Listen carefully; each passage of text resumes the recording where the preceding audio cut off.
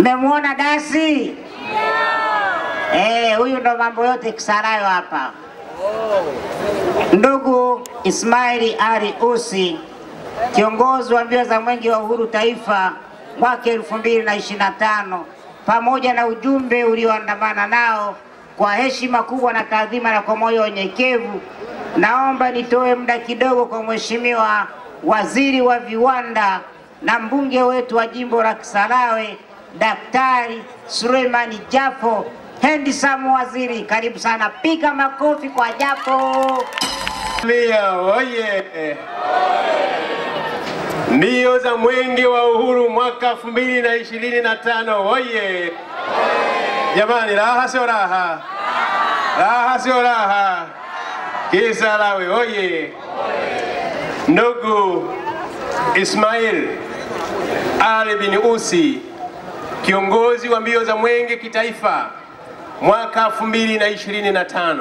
Naomba niwaambie, leo hii tarehe 3 mwezi wa 4 mwaka 2025, majira ya saa 1:30 tulipokea ujumbe. Viongozi wa wakimbiza Mwenge kitaifa mwaka huu wakiongozwa na ndugu yangu Comrade Ussi, tuliwapokea kwa bashasha kubwa, lakini tulianza kazi ya kufanya ambayo kwa niaba yenu, si rais wote ambao mngefika katika maeneo hayo. Tulifanya kazi ya ukaguzi miradi mbalimbali, ambayo hiyo yote ni utekelezaji wa ilani ya Chama cha Mapinduzi, lakini ni ajenda kubwa ya Daktari Samia Suluhu Hassan. Katika miradi hiyo ni kielelezo kwamba yale ambayo Mheshimiwa Rais aliyakusudia katika miaka hii yametekelezeka kwa viwango vya hali ya juu.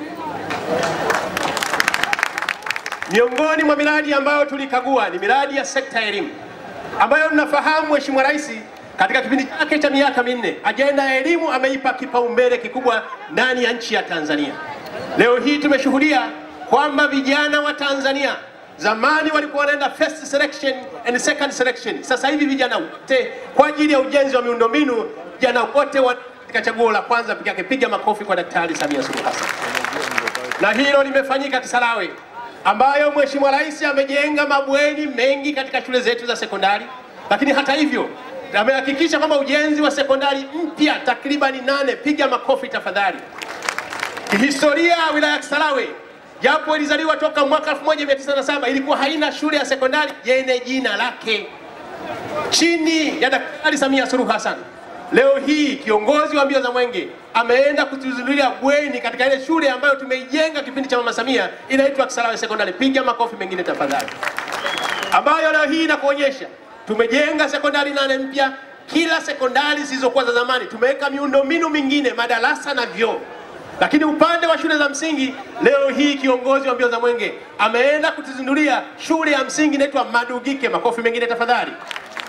Shule ile ni ya kisasa nchini Tanzania, ambayo inaashiria kazi kubwa Daktari Samia Suluhu Hassan aliyoendelea kuifanya katika sekta ya elimu.